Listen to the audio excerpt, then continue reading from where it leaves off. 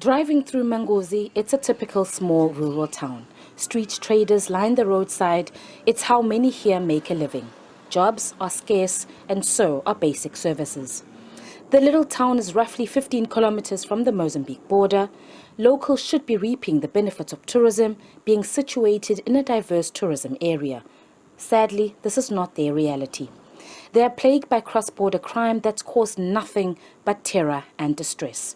The smuggling of counterfeit goods, drugs and weapons is rife. Over the years, they've battled car smuggling syndicates that largely target 4x4 vehicles. But more recently, the gangs have become more brazen and brutal. Reports of assaults and rapes have surfaced, with victims left for dead. Our fight now is beyond just that of theft of vehicles. They will enter your home, hold families hostage. We know of many cases where mothers and their daughters were raped in front of their husbands and fathers. Locals are at their wits' end. After countless protests and petitions, they feel their pleas have fallen on deaf ears. I can tell you now, these criminals are known by the police. We know that they did this and jumped to Mozambique. If they wanted to, if they have the will to do justice, they will talk to their counterparts and have those criminals repatriated to South Africa to face justice. But there is no political will. In the past 10 years, government has made some interventions through the deployment of the military and additional police resources. In 2018, the SANDF led a concerted effort to recover stolen vehicles and to capture gang members who were involved in these crimes. But manning the 48-kilometer border over difficult terrain has proven to be a tall order. People here have been suffering for more than 20 years. Every police minister since the dawn of democracy has visited the area. Even former presidents have been here. All government departments, at this point, even the construction of the Jersey barriers have been halted, and we don't know why. About 100 kilometers away lies Jozini. The deep rural area is largely dependent on agriculture and tourism as its main economic drivers.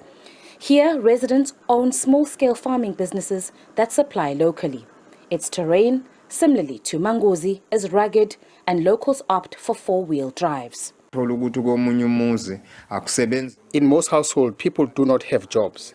They rely on these vans to make income so that they can survive. That is why we are so concerned about the crime, especially in our rural towns. There are no jobs. It's unlike in the cities. The spiraling crime rate is having a direct impact on economic growth and investment. Business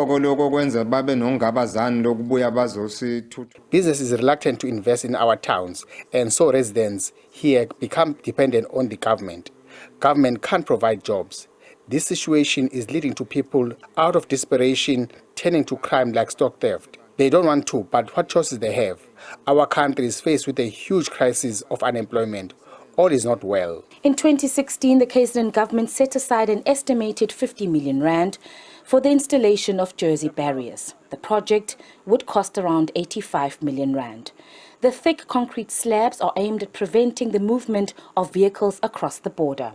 However, in 2020, the project was halted after 48 million rand had been paid to the service provider for less than half of the work that should have been done. The Special Investigating Unit was called in to investigate. Its report is still outstanding. The community view this as yet another promise that government has failed to fulfill. I am Mhlongo, SABC News, eMangozi.